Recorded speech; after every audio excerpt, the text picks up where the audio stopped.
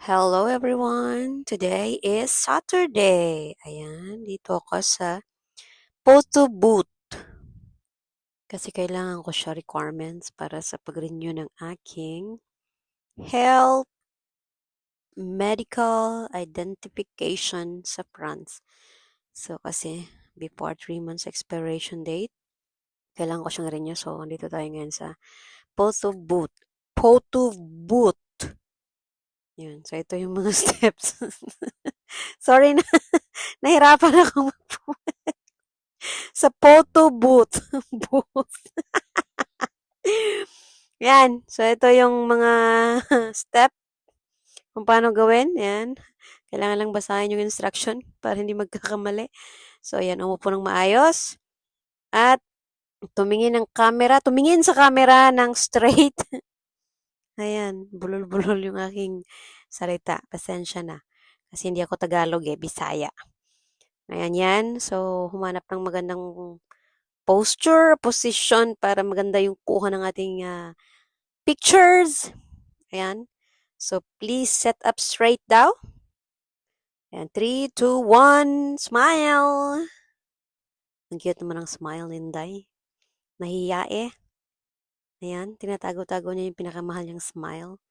Tapos, antayin lang natin kung maging successful. Ayan. Medyo malapad talaga ang ating mukha, no? Medyo nihuot siya sa screen. Pasensya na. So, ayan. Nag-ask kung insure daw yung sa ulo at basta sa buong mukha na kung talagang na-shoot sa screen. Talagang kasya or sumobra. Kasi pag sumobra, ayan, kasi may bilog dyan. Tumingin ka lang doon sa screen. Itama mo lang yung posture, position ng mukha mo at ulo mo. At kailangan tumingin ka sa camera. Ayan. Ayan. Take 2. Take 2 tayo. Press. Okay.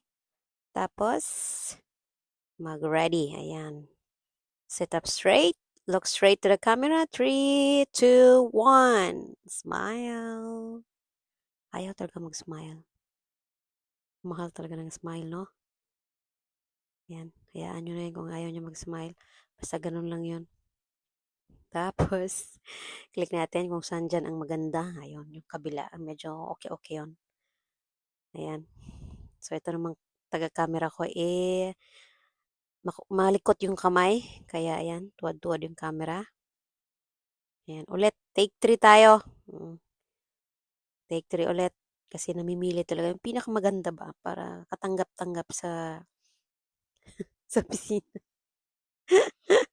Tingnan natin kung ito ay pinaka-final na ba. Ayan. At, ayun na.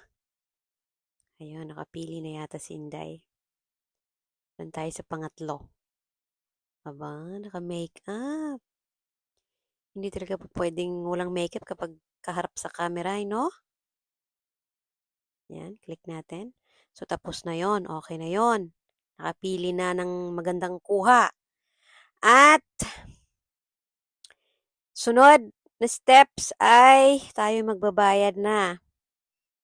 Ayan, so finalization na daw. So, nag-load na siya. At magbabayad na tayo ng 8 euro. So, 4 na litrato yan. Ayan. O, diba? High-tech na kasi. So, tap-tap na lang. Ganun kadali. O, diba? Tapos, insert your payment na. Tapos na. Nakatap na, diba?